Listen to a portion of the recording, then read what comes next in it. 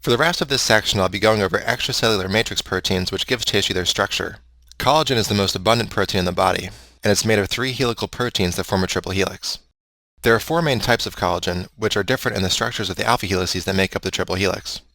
Each alpha chain can range from 600 to 3,000 amino acids, and the triple helices can be homotrimeric, which means they contain 3 identical alpha helices, or heterotrimeric, which means they have 3 different alpha chains. Type 1 collagen is the most abundant and is found in bone, skin, tendon, dentin, fascia, and the cornea, and is also involved in wound repair. Type 2 collagen is found in cartilage, the vitreous body, and the nucleus pulposus. For type 1, it's most important to remember that it's involved in bone, and you can remember this since the word bone has the word 1 in it.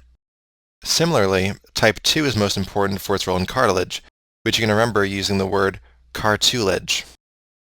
Alright, type 3 collagen is also known as reticulin and is found in the skin, blood vessels, the uterus, fetal tissue, and granulation tissue. And lastly, type 4 collagen is found in the basement membranes or the basal lamina, which you can remember using the mnemonic type floor under the floor. Can you think of some places in the body where basement membranes are found? Important ones are the glomeruli of the kidney and the capsule of the lens. We'll talk more about that in a minute when we go through some associated diseases in more detail. Most collagen synthesis takes place in cells called fibroblasts, which you can recognize by their spiky shape like the ones you see here. Let's take a look inside the fibroblast and go through the steps that lead to the final collagen molecule. Protein synthesis, hydroxylation, and glycosylation all take place inside the cell, and proteolytic processing and cross-linking takes place outside the cell. For the step 1, it's important to know a few things. Which steps take place in which subcellular compartments, the particular amino acids that are most common, and how they're modified. So you might have a question stem that describes a kid with a defect in collagen synthesis, and then they ask you, what's the most common amino acid in the protein that's defective? Do you know what that would be? The most common amino acid in collagen is glycine, and by the way, proline and lysine are the other 2 amino acids you should associate with collagen, since these are the sites of important post-translational modifications. So since this is a protein that will end up outside the cell, is it synthesized in ribosomes on the rough endoplasmic reticulum, or ribosomes floating around in the cytoplasm? That would be the rough ER ribosomes. So the first thing we'll make is the pre-pro collagen alpha chain, and then hydroxylation and glycosylation both take place in the ER. So here's another question you can get in your exam. Someone who's been sailing around the world and had limited access to fruits now has knee pain and bleeding gums. What step of collagen synthesis is not working properly? Well, this is a classic case of scurvy, or vitamin C deficiency, in which defective collagen makes you bleed, especially from your gums and also in your joints, which can cause joint pain. And which step in collagen synthesis requires vitamin C? Hydroxylation. Enzymes will hydroxylate prolines and lysines, and these hydroxyl groups will be used at the end of the whole process to link triple collagen fibers together, but I'll get back to that in a minute. The other modification in the ER is glycosylation, in which either a single glucose or galactose molecule is added, and this is only done in lysines. So why do you need to glycosylate your pre-pro collagen? Because these sugars allow the molecules to stick together to form procollagen and form a triple helix. And they're also held together by hydrogen bonds and disulfide cross-bridges. A mutation that disrupts glycosylation and therefore prevents the triple helix from forming can cause osteogenesis imperfecta, which we'll talk about more in the next slide. Procollagen is then transported from the ER to the Golgi, and does that step require COP1 or COP2? That would be COP2, which is for anterograde transport. What happens to collagen once it's in the Golgi? Actually, not much happens in the Golgi at all. It's just used to transport the molecule out of the cell. So after exocytosis, procollagen is cleaved at both ends to make tropocollagen. It's cleaved at lysines in disulfide-rich regions of the protein, and then individual tropocollagen molecules are covalently bound together between lysines and hydroxylysines, which is catalyzed by the enzyme lysyl oxidase. What ion does lysyl oxidase need to be able to function? That would be copper, and by the way, lysyl oxidase is also needed to make elastin. This results in the final product, collagen fibrils. A deficiency in this last step is one of the important causes of Ehlers-Danlos syndrome, which I'll go over in a couple slides. Osteogenesis imperfecta is one of the most common deficiencies in collagen synthesis, occurring in about 1 in 10,000 people. Therefore, it's also the most commonly tested. This is also called brittle bone disease, since it prevents the synthesis of type 1 collagen, which is a key component of bones. Since there are several different genes involved in collagen synthesis, there are a variety of genetic defects that can result in osteogenesis imperfecta. The most common viable form is autosomal dominant. Patients with OI can present with multiple bone fractures without a history of trauma, including during birth. This is often confused with child abuse, and you may have to differentiate between the two in your exam. Patients may also have blue sclera, since the connective tissue over the choroidal veins is more transparent, allowing the blue veins to be visible, which you can see in this image. Since the middle ear bones are required for hearing, patients may have hearing loss as well, since those bones don't form properly. Lastly, patients have dental imperfections, since they can't synthesize dentin properly. And here's the last flash quiz for this section. What type of collagen is found in the basement membrane? Remember, type 4 under the floor, so type 4 is in the basement membrane.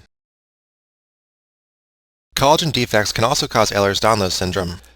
There are several types of Ehlers-Danlos syndrome, all of which involve hyperextensible skin, which you can see in this image. The most common type is also known for having hypermobile joints, which you can see here. Some other types you should be aware of are the classical type, which is from a defect in type 5 collagen and also comes with joint and skin symptoms, and the vascular type, which can come with easy bleeding or bruising, but also the more dangerous issue of barrier-aneurysms and organ rupture. This one is typically caused by a defect in type 3 collagen.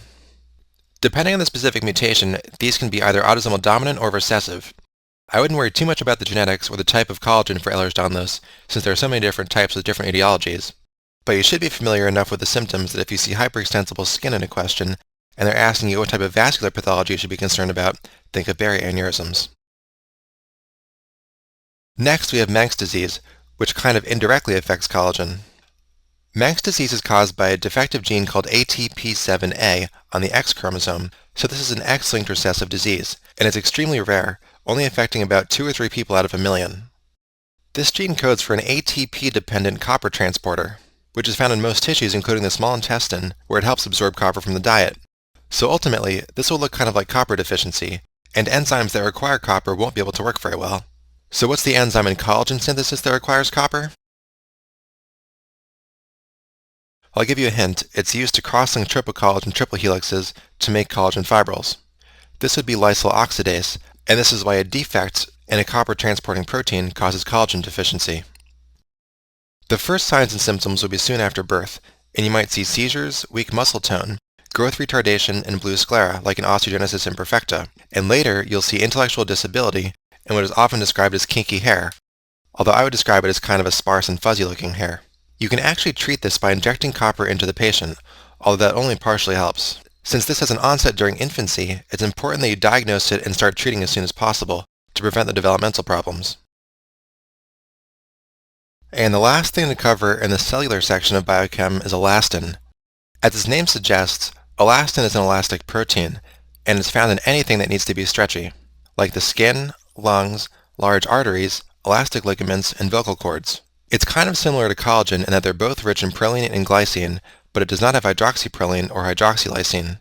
It's also similar to collagen in that elastin is primarily produced by fibroblasts. So how is elastin made? Well, tropoelastin is secreted by fibroblasts and then cross-linked to other tropoelastin molecules along the scaffolding of fibrillin. It's the cross-linking of tropoelastin molecules that gives elastin its elastic properties. So what happens if you have a defective fibrillin gene? This is actually the cause of Marfan syndrome, which affects about 1 in 5,000 people. We'll come back to this later, but it results in bone elongation, arachnodactyly, hypermobile joints, lens dislocation, cardiac abnormalities, and aortic rupture. The most common cause of death from Marfan's is an aortic dissection, caused by cystic degeneration of the aorta, which you can see in this image. Now normally, elastin is broken down by the enzyme elastase. To prevent elastase from breaking down too much elastin, the protein alpha-1 antitrypsin inhibits elastase, thus preserving elastin. If a patient has a deficiency in alpha-1 antitrypsin, elastase becomes overactive and destroys elastin. This is often due to a lack of alpha-1 antitrypsin secretion from the liver, whereas accumulation can cause cirrhosis. This also creates problem in the alveoli of the lung, where lack of elastin results in emphysema, especially in patients who smoke cigarettes, since cigarette smoke also inhibits alpha-1 antitrypsin. In this image, you can see normal alveoli on the right and alveoli damaged by elastase on the left, which is what emphysema looks like. A common treatment of alpha-1 antitrypsin deficiency is intravenous infusion of alpha-1 antitrypsin, and interestingly, this also helps patients who have emphysema from smoking. Alright, let's go through a couple questions before moving on to the next section. We'll start with this one. A young father brings his 16-month-old son to the emergency department for the third time in 6 months. The toddler has a non-healing wound in his right knee that originated after a fall 10 days ago. According to the father, the previous clinical visits also resulted from falls in which the child incurred multiple broken bones in his wrist and tibia. Physical examination reveals blue sclera and an abnormal posture. It is noted that the child does not react to conversation. Which of the following is the underlying factor in this child's diagnosis? So go ahead and pause the video if you want some time to think about this. Okay, so what's going on here? Well, you've got a kid who is repeatedly breaking bones, which can either mean one of two things. He's being abused, or his bones are easily breakable. The giveaway here is the blue sclera, which you would not see in child abuse, but you do see in a certain disease that makes you prone to breaking bones. In fact, it has the nickname brittle bone disease. So the answer here is choice D, a defect in type 1 collagen, which is osteogenesis imperfecta. Remember, type 1 collagen is the type you should associate with bones. And by the way, how does the child not responding to conversation tie into this? Well, remember, there are bones in your ears that you need to hear, so this is in reference to the hearing deficiency that comes with osteogenesis imperfecta. Okay, let's do one more question before moving on. So, a 53-year-old man presents to a clinic for the first time. He has not seen a doctor in years until a few months ago, when he presented to the emergency department with severe headaches and underwent life-saving brain surgery. On examination, you notice he has flexible joints and compliant skin, as well as an abundance of bruises all over his body. When asked, he says these things run in the family, but have never caused him any problem. What defect is most likely contributing to this patient's disease process? So again, you can go ahead and pause the video if you want to think about this. Okay, so this guy has hyperextensible skin and hypermobile joints. That narrows it down really quickly to Ehlers-Danlos syndrome, which is caused by a defect in what? Well, that's actually a tricky one because there's a lot of different types of Ehlers-Danlos caused by defects in different types of collagen. So now we need another clue from the question, which is his life-saving brain surgery. Why would someone with Ehlers-Danlos need brain surgery to save their life? A berry aneurysm, which you're going to see in the vascular type, and this is caused by a defect in collagen type 3. So now, another noteworthy guess would be that he had Marfan syndrome, which is a defect in fibrillin, because that also comes with hypermobile joints and berry aneurysms, but you wouldn't see hyperextensible skin with Marfan, and they would also probably give some more Marfan-specific signs, like tall and thin with long, thin fingers.